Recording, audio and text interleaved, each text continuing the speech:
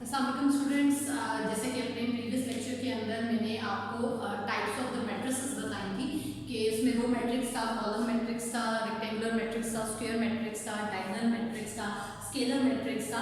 अब इसी तरह आज जो है जो टाइप आपके साथ मैट्रिसेस की मैं डिस्कस करने जा रही हूँ, वो मैट्रिसेस के अंदर हम लोग ने जो पीछे टाइप्स पढ़ी थी उससे रिलेटेड आज हम कुछ क्वेश्चन सॉल्व करेंगे। आपकी बुक के अंदर एक्सरसाइज नंबर 1.2 के जो पहले 3 क्वेश्चन हैं, क्वेश्चन नंबर 1, 2, 3, इसके अंदर सिर्फ आपने मैट्रिसेस को देखना है और उसके बाद आपने उसके आगे उसकी टाइप देखनी है। तो अगर आपने बहुत केयरफुली मेरा वो लेक्चर सुना होगा तो आपके लिए तीनों क्वेश्चन जो है वो सॉल्व करना मुश्किल नहीं होगा। लेकिन अगर फिर भी आपको किसी भी तरह की कोई भी एम्बिग्युइटी उससे रिलेटेड है तो हम एक लेक्चर उससे रिलेटेड जो है वो प्रिपेयर कर लेंगे, या मैं कोई भी वर्कशीट जो है वो आपके लिए अपलोड कर दूंगी, तो वो आपको हेल्पफुल हो जाएगी कि डिफरेंट टाइप जो है वो मैट्रिसेस की कौन कौन सी हो सकती हैं। अब हम चलते हैं क्वेश्चन नंबर 4, 5 एंड 6 के अंदर। तो इन तमाम पार्ट्स के अंदर से मैं आपको सिर्फ एक ही क्वेश्चन सॉल्व करवाऊंगी, उससे आपके लिए सारी एम्बिग्युइटीज जो है वो उसकी क्लियर हो जाएगी। तो सबसे पहले हम लोग बात करते हैं find the negative of the matrices A B C D and E. आपको यहाँ पे डिफरेंट मैट्रिसेस दिए गए हैं, आपने सिर्फ उनका सिंपल नेगेटिव मालूम करना है। सबसे पहले यहाँ पे आपके पास मैट्रिक्स है A इज इक्वल्स टू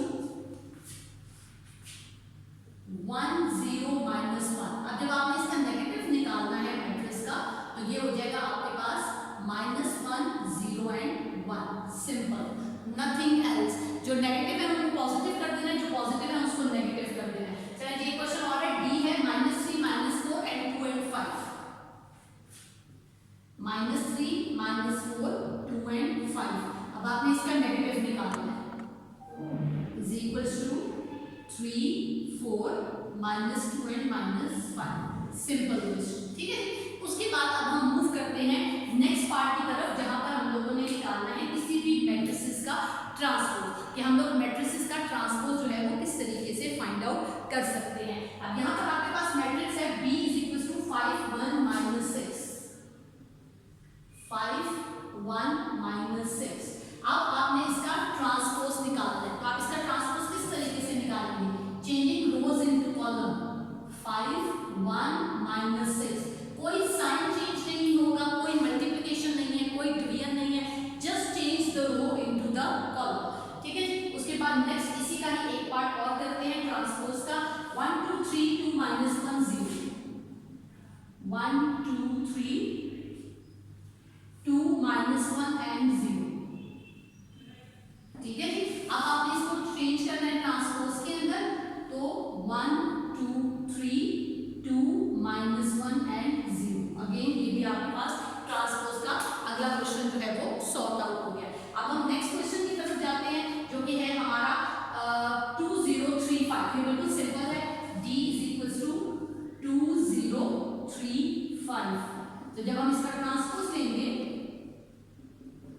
2 3 0 5, इस तरीके से आपके पास जो है वो ट्रांसपोज का क्वेश्चन भी सॉल्व हो जाएगा। अब अगला क्वेश्चन जो है, जो क्वेश्चन नंबर 6 है, उसके अंदर हम लोगों ने प्रूफ करना है, और ये बहुत ही सिंपल सा प्रूफ है। 2 मार्क का क्वेश्चन बोर्ड के पेपर में आपके लिए आता है, तो आपने इसे किस तरीके से सॉल्व करना है, चलिए आइए इस चीज को डिस्कस करते हैं।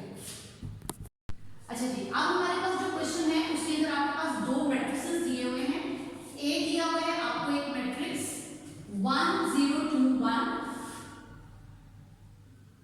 और बी आपके पास एक मैट्रिक्स है जो कि है आपके पास 1 2 1 0।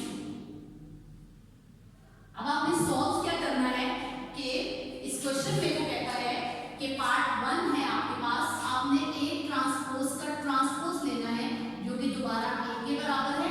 इसी तरह पार्ट 2 है इसका, जिसके अंदर आपने बी ट्रांसपोज का ट्रांसपोज लेना है जो कि बी के बराबर है। तो चलिए आइए क्वेश्चन को सॉल्व करते हैं। सबसे पहले हम लिखेंगे ए 1 0 2 1 और इसका ट्रांसपोज लेंगे, तो ए का ट्रांसपोज आएगा आपके पास 1 2 0 1। अब इस ट्रांसपोज का दोबारा ट्रांसपोज लेते हैं, तो 1 0 2 1। ये है आपके पास left hand side is equals to right hand side. देख लीजिए सेम आ रही है, बिल्कुल ए के बराबर है। इसी तरह पार्ट बी सॉल्व करते हैं। A transpose is equals to A. अब नेक्स्ट है आपके पास बी 1 2 1 0, बी का ट्रांसपोज लेंगे 1 1 2 0, उसके बाद बी ट्रांसपोज का दोबारा ट्रांसपोज, तो ये आ जाएगा 1 2 1 0। तो बी ट्रांसपोज का ट्रांसपोज